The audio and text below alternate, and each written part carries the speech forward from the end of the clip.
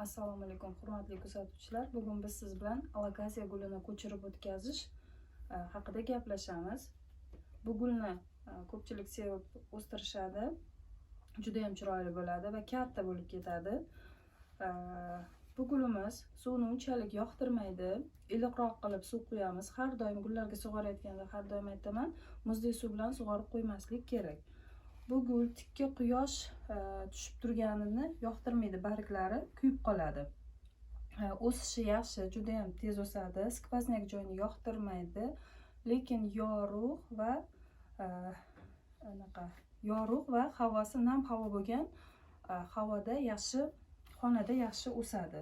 Buni biz hozir ko'chirib o'tkazamiz. Bu uchun bizga kerak bo'ladi turf, namlab olamiz, albatta doimgidek.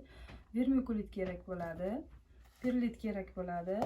Agarda kimda bo'lsa, mo'x ishlatsangiz ham bu bizga yaxshi bo'ladi. Bu gulimiz ko'p suv ichsa barglar sarg'ayishni boshlaydi, chirishi boshlaydi. Shuning uchun bu gulimizga bir haftada 2 martagina suv quysangiz yoki tuprog'iga barmog'ingizni tiqib ko'rib, suqib ko'rib, unda siz agar namligi yo'q bo'lsa, uni albatta sug'orishingiz kerak bo'ladi. Hozir buni ko'chirib o'tkazishimiz uchun tuproq tayyorlab olamiz. Bunga albatta teng miqdorda turf solamiz. Hammasi teng miqdorda bo'lishi kerak. Mana turf solib oldim. Turf. Mana vermikulit. Va mana vermikulit, perlit soldim. Hamda biogumus. Biogumusni men har doim duxovkada qizdirib olaman, sababi torfni issiq suvga qilib olaman. Buni esa duxovkada qizdirib olaman. Sababi buni ichida chuvalchang lichinkalari yoki boshqa bir zarar kunandalar bo'lsa, hammasini tozalab olaman. Ozgina torf kamroq edi, torf solaman. Va bizda mana bunday tuproq. Yaxshilab aralashtiramiz.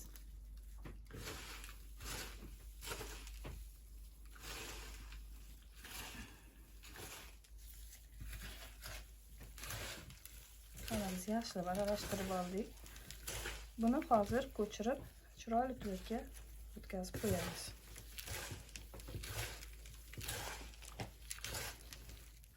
Mana tuprog'imiz tayyor bo'ldi. Mana bunday holatda bo'ladi.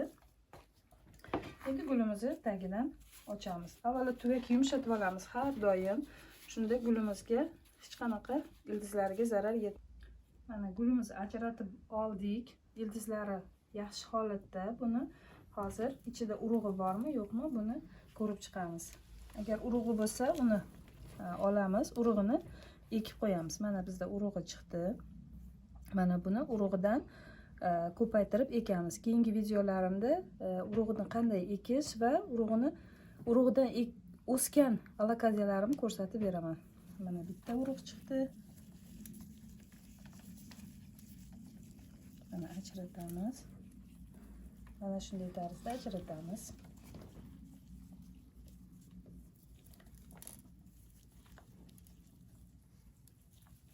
Mana tuprog'idan tozalab oldik. Ozgina qoldirdim tuprog'ini. Mana ildizlari yaxshi holatda. Hozir buni endi ekib olamiz.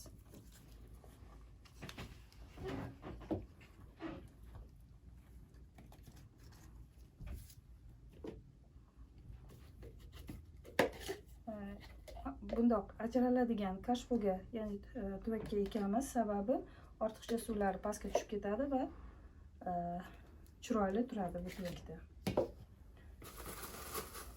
Tagiga po'kak solamiz, sababi bu po'kak ortiqcha suvni shimib oladi. Ko'pchilik keramzit ham soladi, keramzit lekin ozgina qishda sovuqlik qiladi. Shuning uchun men ko'proq mana shu po'kakdan ishlataman.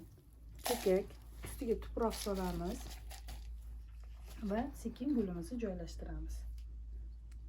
Bu gulimiz qanchalik tor, ildizlari siqib turadigan tuvakka eksangiz, bu gulimiz yaxshi o'sadi va gullaydi.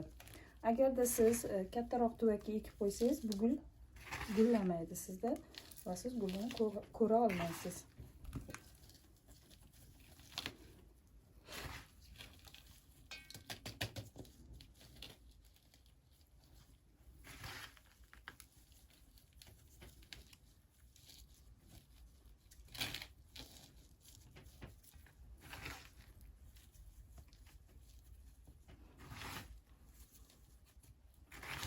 Mana biz ekib oldik. Endi bu gulimizga karnivinli suv quysak ham bo'ladi. Karnivinni olib 1 grammini 1 litr suvga aralashtirib qo'yasiz.